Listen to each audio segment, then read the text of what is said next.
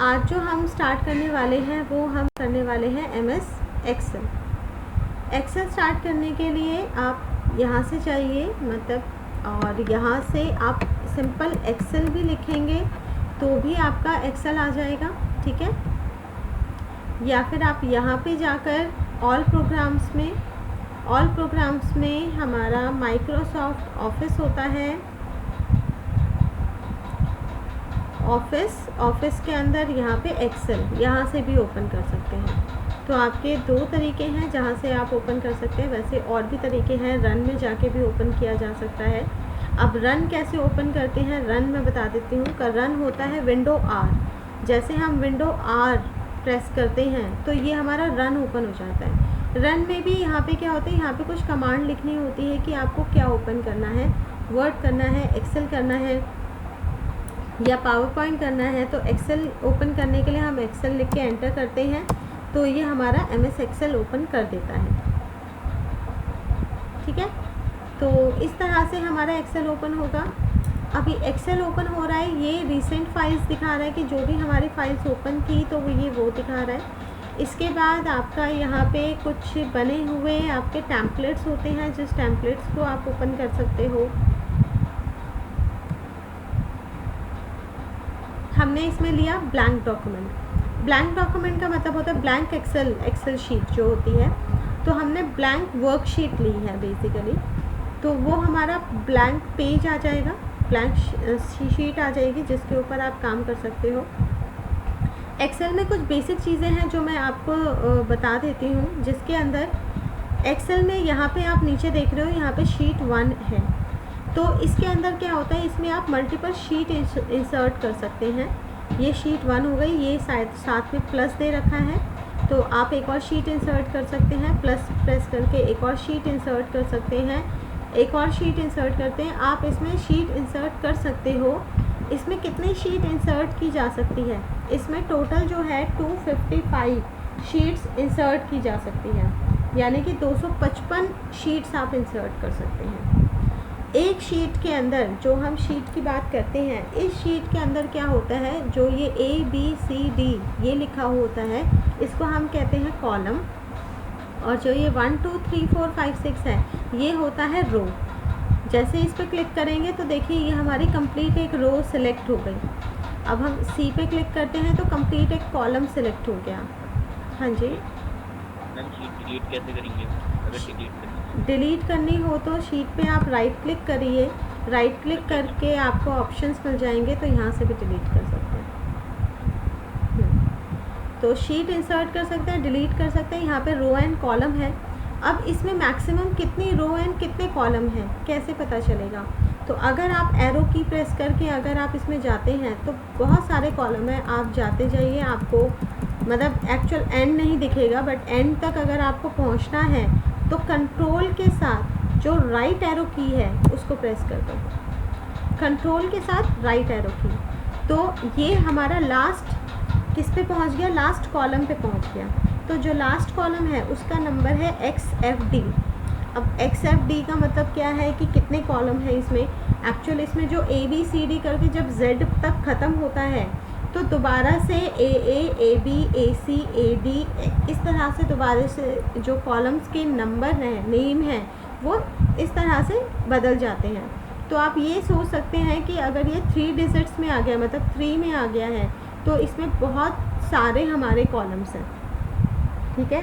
तो AA करके फिर जब AA वाली सीरीज़ कंप्लीट हो जाती है, फिर BA BC BD इस तरह से हमारी सीरीज़ शुरू होती है। तो XFD ये लास्ट है कॉलम। अब हमें रो देखने हैं कि टोटल नंबर ऑफ़ रो कितनी है। जैसे 1 2 3 4 10 करके हमें अभी 23 दिख रही है, तो टोटल कितने हैं। तो कंट्रोल के साथ जो डाउन एरो की है, जब आप उसको प्रेस करते हैं तो हम यहाँ पे नंबर ऑफ़ कॉलम पे पहुँच जाते हैं, यानी कि टोटल नंबर ऑफ़ रोज़ पे पहुँच जाते हैं, जो कि इतने नंबर ऑफ़ रोज़ हैं। कितने हो गए हमारे हो गए 48,576 मतलब 576। तो इतने हमारे जो हैं आपकी रोज़ हैं, और इतने आपके कॉलम्स हैं, तो यानी कि एक शीट ही आपकी ऑलमोस्ट इतनी बड़ी होती है जिसके अंदर आपका बहुत large amount of data store हो सकता है, लाखों में आपका डेटा स्टोर हो सकता है। तो इसके अंदर बहुत इजीली आप डेटा स्टोर कर सकते हैं, बहुत ज़्यादा डेटा स्टोर कर सकते हैं। और एक्सेल का यूज़ कैसे किया जाता है? एक्सेल का यूज़ किया जाता है कैलकुलेशंस के लिए। अगर आप कोई मैनिपुलेशंस, कोई कैलकुलेशंस करते हैं तो उसके लिए एक्सेल यूज़ किया जाता है। अब इसको मुझे दोबारा से मतलब फर्स्ट रो पे आना है, यानी कि स्टार्टिंग ऑफ शीट पे आना है, तो कंट्रोल के साथ जो होम बटन है, होम, आप उसको प्रेस कर सकते हैं। कंट्रोल के साथ जब होम बटन प्रेस करेंगे तो ये फर्स्ट कॉलम और फर्स्ट रो पे आ जाता है, यानी कि A1। ओके, अब इसके अंदर जो हमने रो एंड कॉलम की बात करी, उनके इंटरसेक्शन से क्या बनता है, ये जो एक जहाँ पे हमारा कर्सर है इसको हम क्या कहते हैं? इसको हम कहते हैं सेल। रो एंड कॉलम के इंटरसेक्शन से सेल बनता है। ये जो हमारा एक सेल है, इस सेल का क्या नाम है? इस सेल का नाम है F5, यानी कि कॉलम का नाम क्या है? F और रो का नाम क्या है? 5। तो F5 इस सेल का नाम है। अब जो एक्सेल के अंदर जो हम काम करते हैं ना, वो हम सेल के नंबर से करते हैं, सेल नंबर से करते हैं, ताकि हम कौन से सेल पे हमें वो पता चल जाए। अब हम किस सेल पे हैं, आप लोग बताएं? I9 पे। हाँ, अब हम किस पे हैं? M4। ठीक है, तो सबको क्लियर हो गया कि हाँ, कि हमारा जो यहाँ पे काम होता है वो हम सेल नंबर से करते हैं। अब इस सेल में क्या होता है कि सेल हमें दूसरा, ये जो वाला जो ब्लॉक है जो यहाँ पे आपको जस्ट ऊपर दिख रहा है E6, यहाँ पे इसको हम कहते हैं नेम बॉक्स। इस नेम बॉक्स में भी ये नाम बता देता है कि पर्टिकुलर सेल का क्या नाम है, क्या नंबर है, E7। यहाँ से आप इस नाम को चेंज भी कर सकते हैं, बट अभी चेंज का ऑप्शन मैं नहीं बताऊंगी, अभी जस्ट हम नॉर्मल काम करते हैं। तो यहाँ पे जो रो एंड कॉलम होती है, रो एंड कॉलम के अंदर किसी का माइक ऑन है, एक बार म्यूट कर लीजिए अगर क्वेरी नहीं पूछनी है तो। तो अब एक्सेल शीट जो होती है, एक्सेल शीट के अंदर जैसे मैंने अब आपको बताया कि एक शीट है, मतलब हम इसमें 255 यानी कि 255 शीट्स हम इंसर्ट कर सकते हैं। एक शीट के अंदर हमारे बहुत सारे रो एंड कॉलम होते हैं। अब इसी तरह से जो शीट है, इस शीट को हम वर्कशीट भी कहते हैं। शीट भी होता है, वर्कशीट भी बोली जाती है। और ये जो फाइल है, इसका ऊपर नाम आप देख रहे होंगे टाइटल बॉक्स में, जिसका नाम है बुक 1। बुक 1 कहते हैं, यानी कि एक बुक के अंदर हमारी 255 शीट्स इंसर्ट हो सकती है। इस बुक को वर्क बुक भी बोला जाता है। जो नॉर्मल क्वेश्चंस आते हैं, ये क्वेश्चन में कभी भी बुक नहीं होता, उसमें हमेशा वर्क बुक बोला जाता है, और जो शीट होती है उसको वर्कशीट बोला जाता है। तो शीट और बुक में क्या डिफरेंस है? बुक आपकी पूरी फाइल हो गई, और शीट आपका पर्टिकुलर एक पेज है, एक शीट है जिसके अंदर आप काम करते हैं। ठीक है, तो इनमें डिफरेंस ज़रूर समझिएगा। वर्कबुक एंड वर्कशीट दोनों अलग अलग चीज़ें हैं। अब जो हम वर्कशीट पे काम कर रहे हैं, इस वर्कशीट में मैं जस्ट आपको बता रही हूँ कि हम क्या क्या इसमें वर्किंग कर सकते हैं, या एक्सेल के अंदर हम कैसे कैलकुलेशन कर सकते हैं। तो जैसे आपको यहाँ पे जस्ट मैं नॉर्मल एक आपको मार्कशीट बनाना बता रही हूँ, या चलिए मैं 2-3 नंबर का आपको सम बता रही हूँ कि हम कैसे कर सकते हैं। जैसे मान लीजिए मैंने यहाँ पे एक नंबर लिखा, मैंने यहाँ पे एक और नंबर लिखा, यहाँ एक और नंबर लिखा, यहाँ एक और नंबर लिखा। अब मुझे इस नंबर का क्या चाहिए? टोटल चाहिए। ठीक है, तो हम इसमें सम कर सकते हैं, plus minus multiply divide average, आप रिज़ल्ट बना सकते हैं, आप ग्रेड बना सकते हैं। जो सैलरी शीट होती है, हम सैलरी शीट बना सकते हैं, सैलरी कैलकुलेशंस कर सकते हैं। तो एक्सेल के अंदर ये सारी चीज़ें आप कर सकते हो। अब जैसे मुझे इन चारों का सम चाहिए, तो मैनुअली आप सम करोगे, ठीक है, बट इसके अंदर आपको बहुत सारे ऐसे फॉर्मूलेज गिवन हैं जिस फॉर्मूले से आप बहुत इजीली इसके अंदर सम कर सकते हैं। जैसे कि मैंने इक्वल लिखा, जब भी इसमें कोई फॉर्मूला अप्लाई होता है तो हमेशा सबसे पहले इक्वल लिखा जाता है, उसके बाद आप फॉर्मूले का नाम लिखेंगे। जैसे इसमें सम फॉर्मूला है, जैसे मैंने सम लिखा, तो ये जितने भी फॉर्मूले की जो आपको ये लिस्ट दिखाई दे रही है, ये सारे इनबिल्ट फार्मूलेज हैं, एक्सेल के इनबिल्ट फार्मूलेज। तो हम सम लेते हैं, इसके बाद एक ब्रैकेट लगाएंगे। ब्रैकेट लगाते ही देखो जिसने लिखा नंबर 1 नंबर 2, यानी कि किस नंबर को लेना है। तो आपको नंबर नहीं लिखना, आपको सेल नंबर लिखना है। जैसे A1 फिर comma A2 B1 sorry comma then C1 comma D1। मतलब मैंने सिर्फ सेल सेलेक्ट करे, इसने अपने आप सेल के नाम ले लिए, सम A1 B1 C1 D1, comma लगाया, ब्रैकेट बंद करा, और ब्रैकेट बंद करके जैसे ही एंटर करोगे तो देखो इसने क्या करा, उन सारे नंबर्स का सम यहाँ पे प्रिंट करा दिया।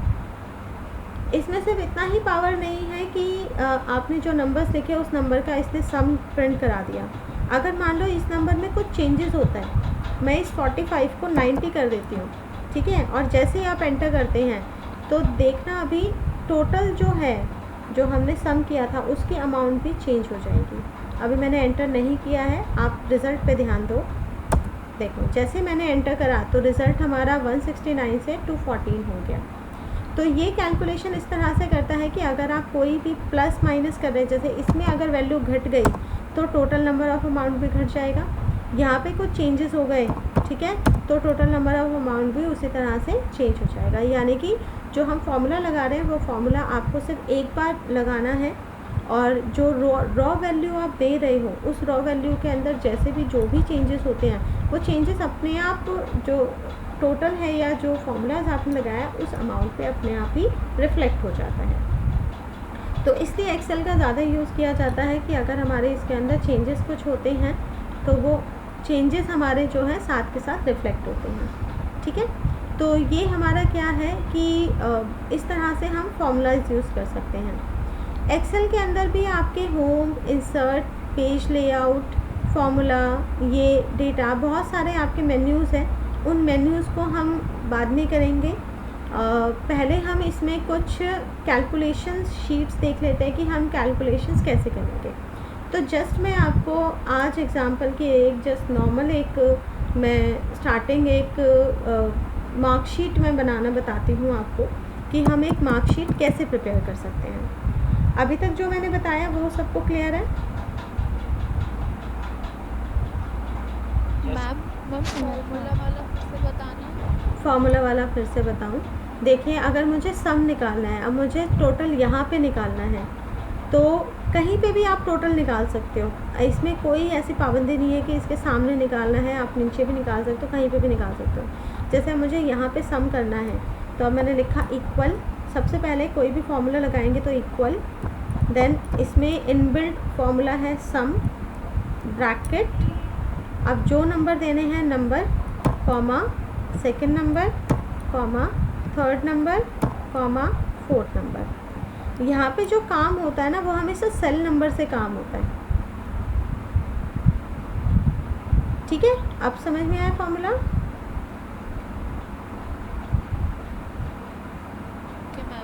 हाँ हाँ, फिर एंटर करोगे तो देखो इसने सम दिखा दिया।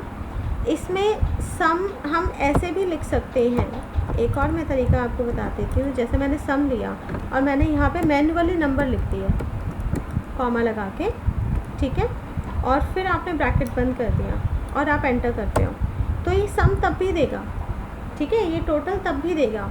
लेकिन जब हम सेल नंबर देते हैं, जो मैंने A1 B1 C1 दिया, इसका बेनिफिट यही होता है कि जब आप यहाँ पे कोई चेंजेस करते हैं, ठीक है, तो वो फॉर्मूले में अपने आप चेंजेस अपने आप आ जाते हैं जब आप सेल नंबर से काम करते हैं। अब यहाँ पे जो हमने नंबर दिए थे वो नंबर फिक्स हो गए, अब यहाँ पे कभी कोई चेंजेस नहीं होगा जब तक कि हम इन नंबर्स में यहाँ पे मैन्युअली जब तक चेंज ना करें, ओके। और अगर आपको फॉर्मूले में, हाँ, और अगर आपको फॉर्मूले में कोई चेंज करना है तो जब भी हम किसी भी फॉर्मूले पे, मतलब किसी भी सेल पे जब हम कर्सर रखते हैं, क्लिक करते हैं, तो यहाँ ऊपर देखो इसको हम कहते हैं फार्मूला बार, ये होता है फार्मूला बार। तो फार्मूला बार में ना वो फार्मूला नज़र आ जाता है और नीचे सेल में उसका आंसर आ जाता है, जो कैलकुलेटेड आंसर होता है। तो अगर आप यहाँ पे कोई मतलब चेंजेस अगर करना चाहें तो वो चेंजेस भी कर सकते हैं।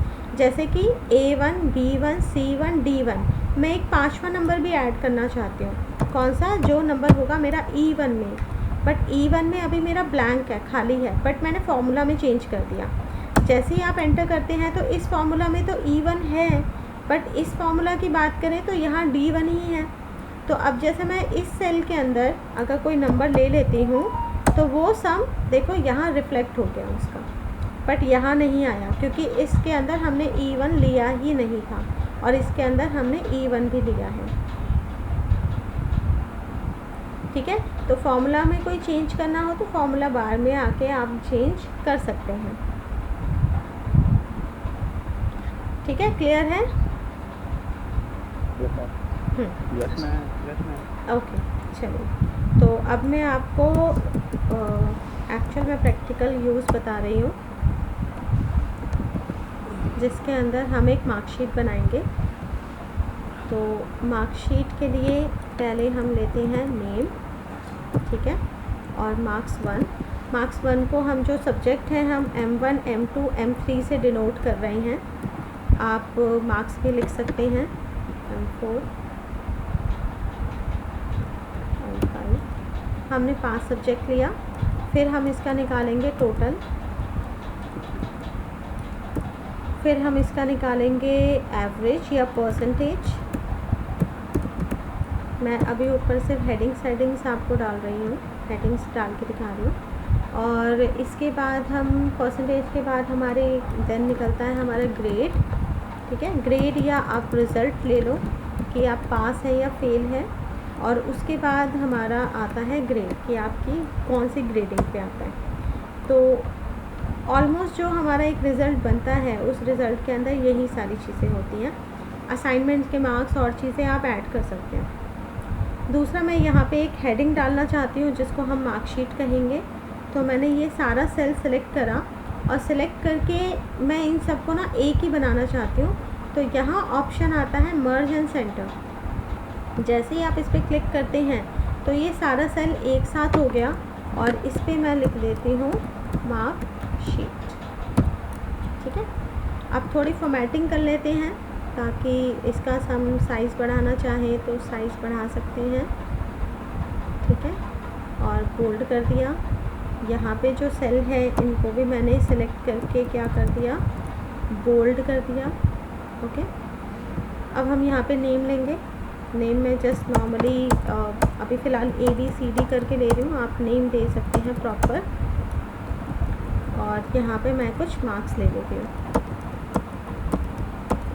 ये आउट ऑफ 100 होंगे,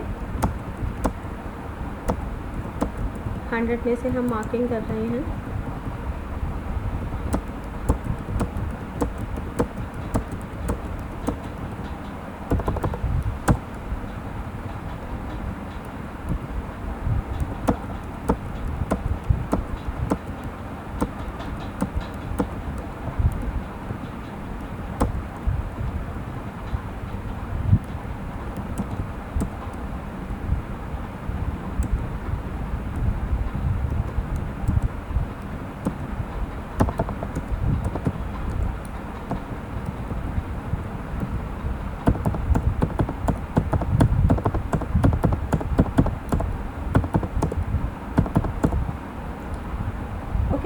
अब हमें क्या करना है, अब हमें टोटल निकालना है कि अब इसका सम क्या होगा।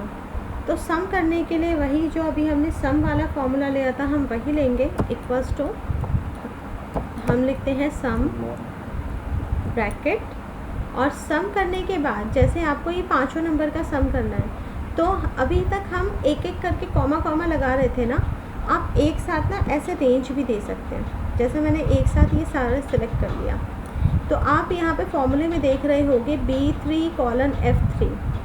तो B3 कॉलन, ये जो कॉलन होता है ना वो बेसिकली रेंज के लिए होता है, यानी कि हमने ये कंप्लीट रेंज ले लिया। ठीक है, B3:F3।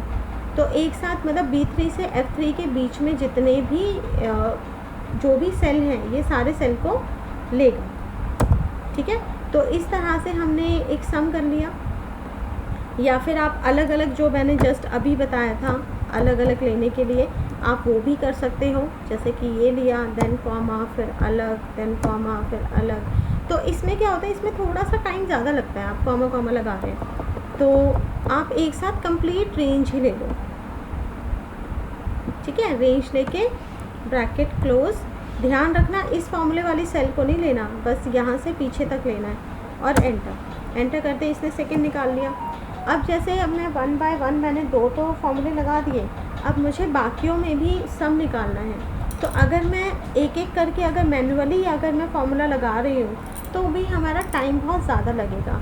और ये रिकॉर्ड तो चलो 5-10 रिकॉर्ड हैं, अगर ऐसे ही अगर 50-60 या 500 रिकॉर्ड हो तो हम अलग अलग फार्मूला लगाएंगे तो बेनिफिट नहीं है। तो इसमें एक शॉर्टकट आता है।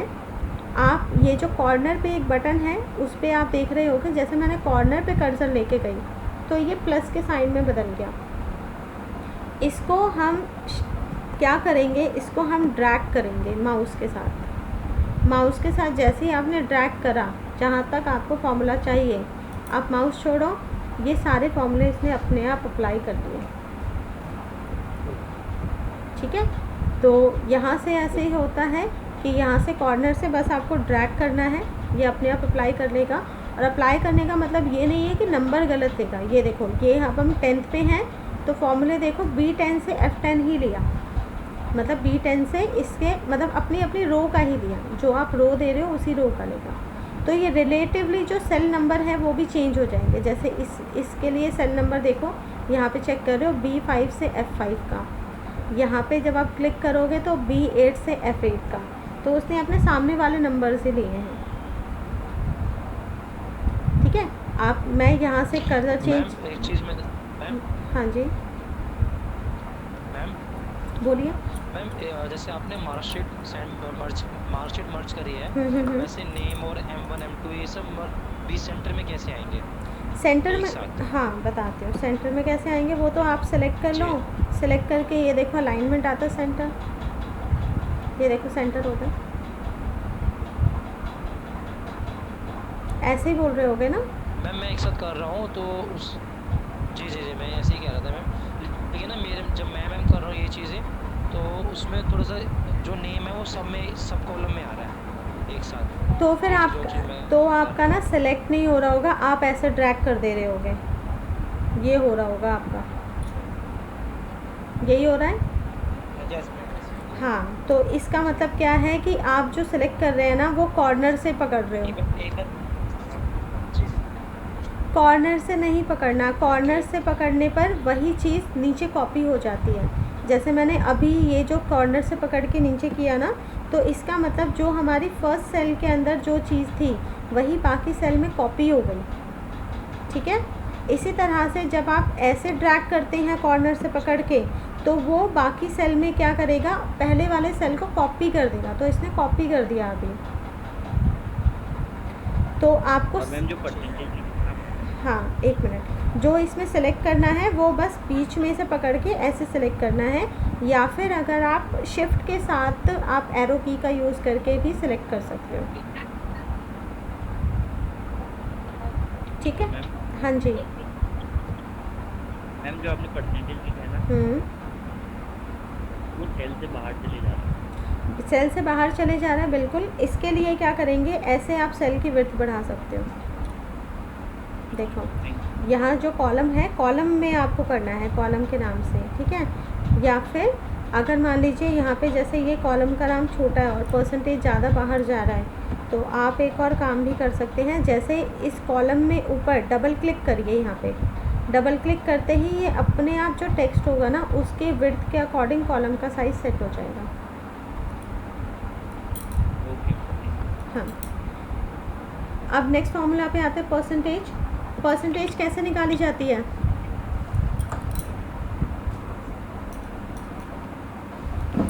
परसेंटेज कैसे निकाली जाती है, क्या फॉर्मूला होता है?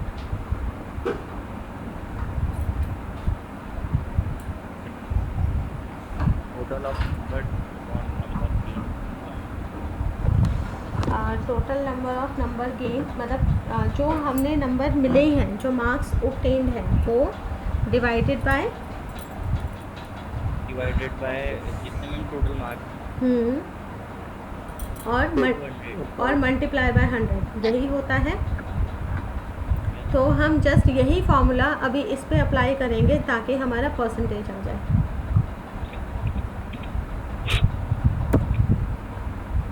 अब हमारा टोटल नंबर किस पे है, मतलब जो टोटल हमारा मार्क्स ऑब्टेन्ड है वो है G3 में। डिवाइडेड बाय, यानी कि जो टोटल सबके मार्क्स मिला के हैं, तो 5 सब्जेक्ट है, 100 में से है तो 500, और इसको हम मल्टीप्लाई करेंगे किससे, 100 से। तो देखो जो हम कॉपी पे लिख रहे हैं जिस तरीके से, हमें वही फॉर्मूला इस पे भी अप्लाई करना है। तो हमने G3 divided by 500 multiply by 100 यही करा, और जैसे ही आप एंटर करते हो तो ये इसका परसेंटेज फाइंड आउट करके दे देता है। ठीक है, ये देखो ये फॉर्मूला यहाँ लगा हुआ है। इसके बाद एक और तरीका होता है, अगर आपका जो मतलब ये जो मार्क्स हैं ये 100 में से है ना, तो मतलब हम डिवाइडेड बाय जो है 500 है। अगर मान लो यही अगर मार्क्स होते 75 में से, जो हमने मार्क्स दिए हैं वो होते 75 में से, मतलब 100 में से नहीं होते, राउंड फिगर नहीं होता। तो उस केस में क्या होता है कि मान लो अगर 75 + 75 + 75 इस तरह से अगर हम करते तो टोटल कितने मार्क्स हो जाते, 375 हो जाते टोटल। हाँ, तो उसमें क्या होता, तो जो टोटल है यानी कि G4 डिवाइडेड बाय 375 और फिर मल्टीप्लाइड बाय 100 करते हैं। ठीक है, तो ऐसे करके हमारा ये जो है रिज़ल्ट आता इस तरह से। और अगर हमारे पास मतलब मैनुअली अगर आप लिख रहे हो तो इस तरह से लिख सकते हैं। और यहाँ पे हम लिखेंगे, दूसरा एक और है कि इसमें एक इनबिल्ट फार्मूला भी है, जिस इनबिल्ट फार्मूला से भी आप परसेंटेज निकाल सकते हैं। वो इनबिल्ट फार्मूला है एवरेज नाम का, AVERAGE। एवरेज लिखेंगे, ब्रैकेट लिखेंगे, और यहाँ पे ये नंबर मांग रहा है, ये टोटल नहीं मांग रहा है, ये नंबर मांग रहा है। यानी कि एवरेज में आपको क्या करनी है, मार्क्स की जो रेंज है आपको वो देनी है, टोटल नहीं देना। एवरेज B4 से F4, ठीक है। और जैसे ही मैंने इसको लेके एंटर करा तो इसने इसका एवरेज निकाल दिया। लेकिन ये एवरेज फार्मूला तभी हमारा परसेंटेज पे सूट करता है जब ये सारे जो मार्क्स है वो आउट ऑफ 100 हो। जैसे अभी मैंने बताया था 375, अगर 1075 में से होता तो फिर ये फार्मूला काम नहीं करता, फिर यहाँ पे परसेंटेज हमारी गलत आ जाती। ठीक है, तो अगर आपको इनबिल्ट फार्मूला यूज़ करना है तो मार्क्स आउट ऑफ 100 होने ही चाहिए। अगर 100 से ऊपर है, कम है, तो फिर ये मैनुअल वाला जो फार्मूला है आप ये वाला लगाएंगे। ओके, तो अब मैं मैनुअल से ही दिखाती हूँ कि आई 65 ठीक आ रहा है या नहीं। तो वही हम ड्रैग कर लेते हैं, या आप एक और चीज़ भी कर सकते हो ड्रैग करने के अलावा। इसको सिलेक्ट करके एक शॉर्टकट होता है, शॉर्टकट है Ctrl+D। जैसे ही आप Ctrl+D प्रेस करते हैं तो भी वही काम होता है जो अभी हमने ड्रैगिंग करके किया। ठीक है,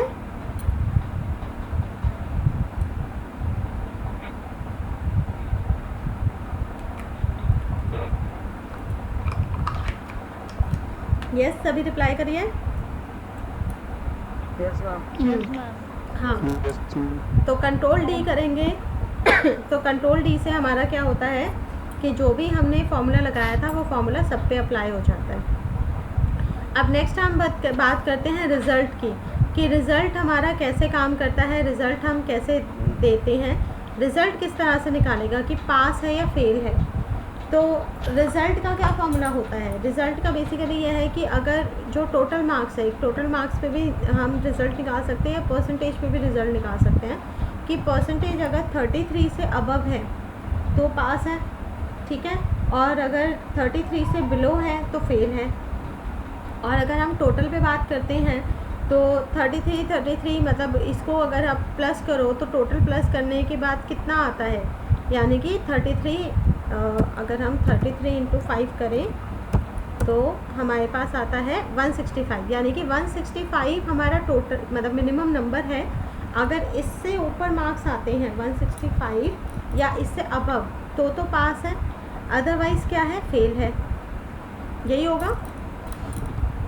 तो अब हम रिज़ल्ट कैसे निकालेंगे, रिज़ल्ट के अंदर इस कंडीशन के लिए हमारा लगता है इफ़ कंडीशन। तो जैसे आप लिखोगे इक्वल्स टू इफ़, अगर पहले आपको इक्वल लगाना है, इफ़ लगाना है, और फिर हम देखेंगे कि मैं टोटल पे निकालती हूँ पहला। कि G3 टोटल, हमें सिर्फ नंबर नहीं लिखना, हमें लिखना है सेल नंबर, कि G3 is greater than equals to 165। अगर 165 से अबव है, कॉमा, देन इन्वर्टेड कॉमा में हम लिखेंगे पास, ठीक है। फिर कॉमा लगा के फॉल्स वाली कंडीशन, फिर हम लिखते हैं फेल और ब्रैकेट बंद, ठीक है। तो ये जो फार्मूला है, ये फार्मूला हमारा क्या होता है, रिज़ल्ट फाइंड आउट करने के लिए होता है, जो इफ़ कंडीशन है, या तो ये या तो वो। If G3 is greater than equals to 165, comma, inverted comma, then pass, फिर उसके बाद आता है आपका कॉमा, इन्वर्टेड कॉमा, देन उसके बाद आता है फेल। और जैसे ही आप एंटर करते हो तो देखो यहाँ पे पास आ गया। यहाँ पे मैं इसी फॉर्मूले को ड्रैग कर रही हूँ, यानी कि कंट्रोल D, तो सारे पास हो गए। अब एक काम करते हैं, किसी एक को फेल करके देखते हैं, जैसे कि ये है, इसको हम नंबर कम ले लेते हैं और फिर चेक करते हैं कि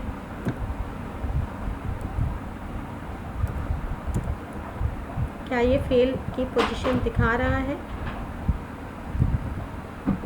ये देखो, जैसे ही ये वाला टोटल मार्क्स जो है 118 यानी कि 165 से कम गया, तो इसने अपने आप ही उसको क्या दिखा दिया, फेल दिखा दिया, ठीक है। तो यहाँ पे हमारा रिज़ल्ट है, रिज़ल्ट में आपका जो भी रिज़ल्ट आएगा वो अकॉर्डिंगली अपने आप ही दिखाएगा। तो ये जो रिज़ल्ट हमने दिया टोटल के बेसिस पे दिया। मैं अगर आप इसी रिज़ल्ट को अगर आप परसेंटेज के बेसिस पे देते तो G3 की जगह क्या आ जाता, S3, और 165 की जगह हो जाता 33, ठीक है। तो उसके बेसिस पे हम पास या फेल करते हैं। अब नेक्स्ट उसके बाद आता है ग्रेड। ग्रेड का मतलब होता है A B C D E। Ma'am एक चीज़ देखिए, हाँ मैम एक चीज़ डाउट आ रहा है हाँ हाँ कि आपने जो 165 लिखा है, हाँ। हमने कैसे ऑब्जर्व करा कि ये मिडिल वाले हैं? मतलब 165 मतलब मिनिमम है, कि मिनिमम इतना ही है, कैसे पता चलेगा। जी देखो, अगर मैं हर एक मार्क्स, हर एक जो सब्जेक्ट का मार्क्स है, अगर वो मिनिमम मैं 33 ले लूँ, तो 33 को 5 से 5 टाइम प्लस करो या 33 को 5 से मल्टीप्लाई कर लो, तो 165 आता है। तो मैंने यहाँ पे क्या फॉर्मूला लगाया है कि 33 को मैंने 5 से मल्टीप्लाई कर दिया, तो ये हमारा मिनिमम है, ठीक है।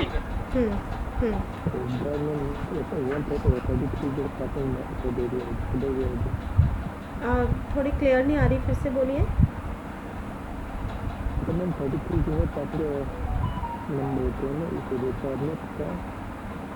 अब मुझे एक्चुअली आपकी आवाज़ में बिल्कुल भी क्लियर सुनाई नहीं दे रही, थोड़ी सी मिक्स हो रही है, शायद माइक थोड़ा सा बहुत ज़्यादा पास है।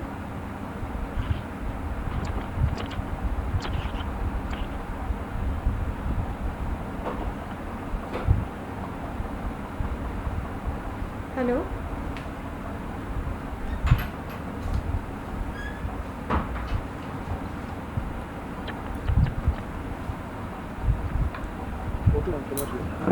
समझ गए, ठीक है।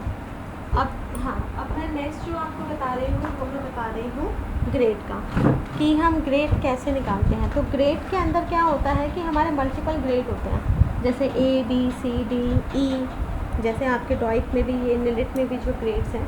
तो इसी तरह से हम, अगर हम ग्रेडिंग सिस्टम देखें तो ग्रेड हम कुछ ऐसे निकालते हैं कि अगर मैं साइड में लिख देती हूँ कि अगर ग्रेटर देन किसी के मार्क्स जो है 80 से अबव है, ठीक है, तो 80 से अबव है तो उसको A ग्रेड हम देंगे, तो हमारा A ग्रेड आ जाएगा, ठीक है। और अगर किसी के मार्क्स जो हैं वो अगर ग्रेटर देन हो गए 60 से, तो उसको हम B ग्रेड दे देते हैं, ठीक है। और अगर ग्रेटर देन है, अगर 50 या 60 के बीच में आता है तो C ग्रेड है। और उसके बाद D ग्रेड के लिए हम कर देते हैं कि 40 से अबव है तो फिर उसका D ग्रेड है। और इसके बाद जैसे 33 पे हमने लिया, तो अब 33 से अगर ग्रेटर देन, यानी कि 33 से 40 के बीच में है तो E ग्रेड। इसके अलावा जो है सारे F ग्रेड, यानी कि हमने फेल कर दिया। तो कुछ हम इस तरह से ग्रेडिंग लेते हैं, 80 से अबव A ग्रेड, 80 से 60 के बीच में B ग्रेड, 60 से 50 के C ग्रेड, अब हम इस ग्रेडिंग को अगर हम यहाँ ग्रेड पे अप्लाई करें तो हमारे पास मल्टीपल कंडीशंस होती हैं, और ये मल्टीपल कंडीशंस भी हमारी क्या होती है, इफ़ कंडीशन के थ्रू से ही हम इसको भी लिखते हैं। तो हम लिखते हैं इफ़ ब्रैकेट, और ये क्या है 80, ये बेसिकली है परसेंटेज, 80 से ऊपर परसेंटेज हो तो हम परसेंटेज को सिलेक्ट करेंगे। S3 is greater then equals to 80 comma then A grade comma if, क्योंकि अब दोबारा से नई कंडीशन लग रही है तो कॉमा लगा के if S3 is greater then equals to, second हमारी कंडीशन थी 60 comma then B grade comma if again condition S3 is greater then equals to 50 then C comma if S3 is greater than equals to 40 then D grade comma again if S3 is greater than equals to 33 comma E grade, फिर comma उसके बाद सबके लिए F grade है तो हम directly comma F grade, और हमने जितने ब्रैकेट ओपन करे थे वो सारे ब्रैकेट्स को हम क्लोज कर देंगे। तो हमने 5 ब्रैकेट्स ओपन करे थे तो हमने 5 के 5 ब्रैकेट्स को क्लोज कर दिया, और इसके बाद एंटर करते इसने बी ग्रेड चूज़ कर दिया। सिलेक्ट करो कंट्रोल D, अपने अकॉर्डिंग इसने ग्रेड दिखा दिया।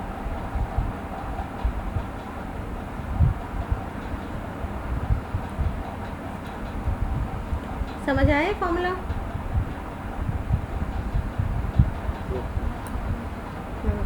तो इस फॉर्मूले में आपको ये देखिए, यहाँ फॉर्मूला बार में ध्यान से देखो, यहाँ फॉर्मूला बार में कहाँ कॉमा लगाना है, कहाँ इन्वर्टेड कॉमा लगाना है, कहाँ पे आपका ग्रेटर देन लेस देन लगेगा, ये ध्यान रखना कि इक्वल्स टू इफ़ अगर S3 is greater then equals to 80 then comma A grade, if S3 is greater then 60 then comma B grade, अगर S3 is greater then 50 then comma C grade, if S3 is greater than 40 then D grade, if S3 is greater than 33 then E grade, और इसके अलावा कुछ भी नहीं आता है तो F ग्रेड।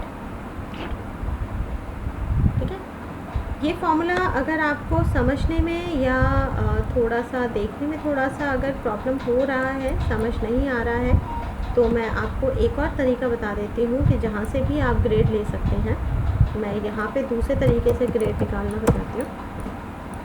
इसमें आप जाएंगे फॉर्मूला में आप जाएंगे लॉजिकल में जाएंगे इफ़ कंडीशन,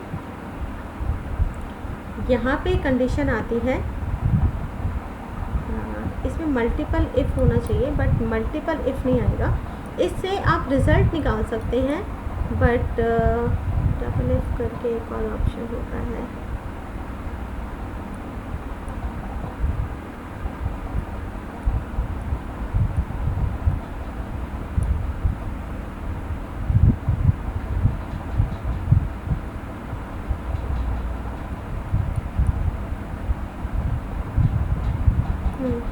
इसमें आप मल्टीपल मतलब ग्रेड नहीं निकाल सकते बट रिज़ल्ट निकाल सकते हो। जैसे रिज़ल्ट में हमने इफ़ का यूज़ किया था, तो ग्रेड के लिए तो आपको फॉर्मूला याद ही करना पड़ेगा क्योंकि इसमें बहुत सारे इफ़ हैं, मतलब एक तरह से आप कह सकते हो नेस्टेड इफ़, तो ये नेस्टेड इफ़ आपको लिखना ही पड़ेगा।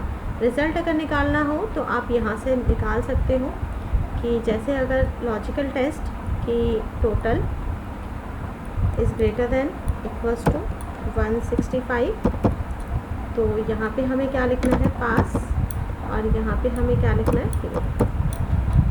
तो इसमें क्या है कि हमने सिर्फ वैल्यू डाली है, ये अपने आप फॉर्मूला रेडी कर देगा।